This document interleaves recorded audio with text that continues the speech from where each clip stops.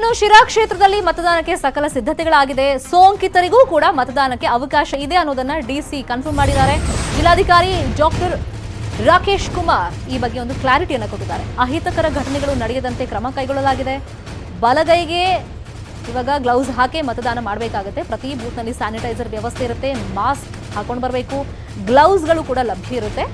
ನೀವು ವೋಟಿಂಗ್ ಮಾಡುವಾಗ ಬಲಗೈಯಲ್ಲಿ ಅಫ್ಕೋರ್ಸ್ ಅದನ್ನು ಪ್ರೆಸ್ ಮಾಡ್ತೀವಿ. ಸೊ ಗ್ಲೌಸ್ ಕಡ್ಡಾಯವಾಗಿ ಹಾಕೊಳ್ಬೇಕು. ಮತ್ತೆ ಗ್ಲೌಸ್ ಮತಗಟ್ಟೆಯಲ್ಲೇ ಸಿಗುತ್ತೆ, ಲಭ್ಯವಿರುತ್ತೆ. ಸೊ ಅದ್ರ ಬಗ್ಗೆ ಏನು ಟೆನ್ಷನ್ ಬೇಡ ಅಂತ ಹೇಳಿ ಡಿಸಿ ಹೇಳಿದ್ದಾರೆ.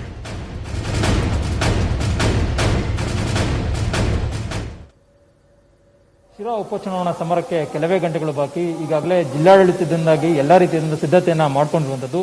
ನಮ್ಮ ಜೊತೆಗೆ ಸ್ವತಃ ತುಮಕೂರು ಜಿಲ್ಲಾಧಿಕಾರಿ ಆಗಿರತಕ್ಕಂಥ ರಾಕೇಶ್ ಕುಮಾರ್ ಅವರು ಇದ್ದಾರೆ. ಸರ್, ಯಾವ ರೀತಿ ಸಿದ್ಧತೆಯನ್ನ ಮಾಡ್ಕೊಳ್ಳಲಾಗಿದೆ ಈ ಒಂದು ಚುನಾವಣೆಗೆ ಕೋವಿಡ್ ಇರುವಂತ ಕಾರಣಕ್ಕೋಸ್ಕರ ಅಂತ? ಈಗಾಗಲೇ 1,000ಕ್ಕಿಂತ ಹೆಚ್ಚಿಗೆ ಮತದಾರರು ಎಲ್ಲೆಲ್ಲಿದ್ದಾರೆ ಆ ಒಂದು ಮತಗಟ್ಟೆಗಳನ್ನ ನಾವು ವಿಂಗಡಣೆ ಮಾಡಿ ಹೆಚ್ಚಿಗೆ ಮತಗಟ್ಟೆಗಳ ಸ್ಥಾಪನೆ ಮಾಡಿದ್ದೇವೆ. ಸೊ ಒಟ್ಟಾರೆಯಾಗಿ ಈ ಒಂದು ಶಿರಾ ವಿಧಾನಸಭೆಯ ಉಪಚುನಾವಣೆಗೆ 330 ಮತಗಟ್ಟೆಗಳನ್ನ ನಾವು ಸ್ಥಾಪನೆ ಮಾಡಿದ್ದೇವೆ. ಸೊ ಒಟ್ಟಾರೆ 2,15,000 ಜನ ಮತದಾರರು ನಾಳೆ ತಮ್ಮ ಮತವನ್ನು ಚಲಾಯಿಸಲಿದ್ದಾರೆ.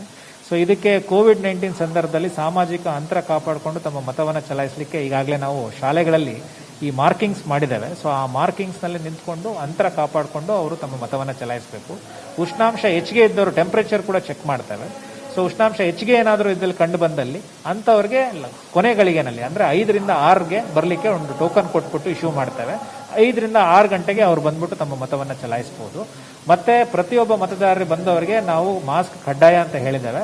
ಗ್ಲೌಸ್ ನಾವು ಅಲ್ಲೇ ಕೊಡ್ತೇವೆ. ಸೊ ಗ್ಲೌಸ್ ಹಾಕೊಂಡು ಅವ್ರು ಸೈನ್ ಮಾಡಿ ತಮ್ಮ ಮತವನ್ನು ಬಟನ್ ಒತ್ತುವ ಮುಖಾಂತರ ಅವರು ತಮ್ಮ ಮತವನ್ನು ಚಲಾಯಿಸಬಹುದು. ಮತ್ತೆ ಆ ಗ್ಲೌಸ್ನ ಅಲ್ಲೇ ಕಳಚಿ ಡಸ್ಟ್ಬಿನ್ ಅಲ್ಲೇ ಹಾಕಿ ಅವರು ಕೈ ತೊಳ್ಕೊಂಡು ಅಥವಾ ಸ್ಯಾನಿಟೈಸ್ ಮಾಡಿಕೊಂಡು ಅಲ್ಲಿಂದ ತೆರಳಬೇಕಾಗ್ತದೆ.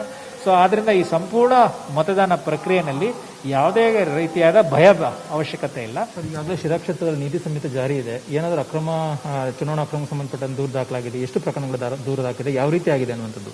ಈಗ ಆಲ್ರೆಡಿ ನಾವು 19ಕ್ಕೂ ಹೆಚ್ಚು FIR ಮತ್ತೆ NCR ಕೇಸ್ಗಳು ಮಾಡಿದ್ದೇವೆ. ನಾವು ಎಲ್ಲಾ ಪಕ್ಷದ ಮೇಲೂ ಕೂಡ ಕೇಸ್ಗಳಾಗಿದೆ. ಸೊ ಒಟ್ಟಾರೆಯಾಗಿ ಬರೀ ಹೆಚ್ಚಿಗೆ ಕೇಸ್ ಆಗಿರುವಂತ ನಾವು 234ಕ್ಕಿಂತ ಹೆಚ್ಚಿಗೆ FIR ಮಾಡಿರುವಂತದ್ದು ಎಕ್ಸೈಸ್ ಡಿಪಾರ್ಟ್ಮೆಂಟ್ ವತಿಯಿಂದ. ಅಂದ್ರೆ ಲಿಕ್ಕರ್ 500 ಲೀಟರ್ಗಿಂತ ಹೆಚ್ಚಿಗೆ ಲಿಕ್ಕರ್ಸ್ ನ ಸೀಸ್ ಮಾಡಿದ್ದೇವೆ ನಾವು. ಕ್ಷೇತ್ರದಲ್ಲಿ ಯಾವ್ದಾದ್ರು ಗಲಾಟೆ ಪ್ರಕರಣಗಳು ಕಂಡು ಬಂದಿದೆಯಾ? ಅದ್ರ ಜೊತೆಗೆ ಏನಂತಂದ್ರೆ ಎಷ್ಟು ಜನ ಭದ್ರತೆಗೆ ನಿಯೋಜನೆ ಮಾಡಿದ್ದಾರೆ ಅಂತ? ಈಗ ಒಟ್ಟಾರೆಯಾಗಿ ನಮ್ಮ ಪೊಲೀಸ್ ಸಿಬ್ಬಂದಿಗಳೇ ಪ್ರತಿ ಮತಗಟ್ಟೆಗೆ 2 ಆಗಿ ಅಂದ್ರೆ ಕ್ರಿಟಿಕಲ್ ಪೋಲಿಂಗ್ ಸ್ಟೇಷನ್ ಒಂದು 67 ಇದೆ. ಒಟ್ಟು ನಾವು 79 ಮತಗಟ್ಟೆಗಳಲ್ಲಿ ಹೆಚ್ಚುವರಿಯಾಗಿ ವಿಡಿಯೋಗ್ರಫಿ ಮಾಡುವಂಥದ್ದು, ಮೈಕ್ರೋ ಅಬ್ಸರ್ವರ್ ಹಾಕುವಂಥದ್ದು ಮತ್ತೆ ವೆಬ್ಕಾಸ್ಟಿಂಗ್ ಮಾಡುವಂಥದ್ದು. ಇದು ಸೂಕ್ಷ್ಮ ಮತಗಟ್ಟೆಗಳು ಅಂತ ನಾವು ಮತ್ತೆ SP ಅವರು ಕೂತ್ಕೊಂಡು ಮಾಡಿರುವಂಥದ್ದು. ಈ ಮತಗಟ್ಟೆಗಳಲ್ಲಿ ಹೆಚ್ಚುವರಿಯಾಗಿ ನಾವು ಸಿಬ್ಬಂದಿನ ಕೊಡ್ತೇವೆ. ಇದಿಷ್ಟು ರಾಕೇಶ್ ಕುಮಾರ್ ಅವರ ಮಾತಾಗಿರುವಂಥದ್ದು. ಕ್ಯಾಮ್ರಾ ಪರ್ಸನ್ ವಿಶ್ವನಾಥ್ ಅವರ ಜೊತೆಗೆ ಕೃಷ್ಣ ಜೀವಿ, ನ್ಯೂಸ್ 18 ಕನ್ನಡ, ಶಿರಾ. ಇನ್ನು ಬೈ ಎಲೆಕ್ಷನ್ ದಂಗಲ್ ಬಗ್ಗೆ ಪ್ರತಿ ಕ್ಷಣದ ಅಪ್ಡೇಟ್ಸ್ ನೀವು ಕೂತಲ್ಲೇ ತಿಳ್ಕೋಬೇಕು, ಪಡ್ಕೋಬೇಕು ಅಂದ್ರೆ ನಮ್ಮ ವೆಬ್ ಪೇಜ್ news18kannada.com ಗೆ ಲಾಗಿನ್ ಆಗಿ. ಮತ್ತಷ್ಟು ಸುದ್ದಿ ಬ್ರೇಕ್ ಆದ್ಮೇಲೆ.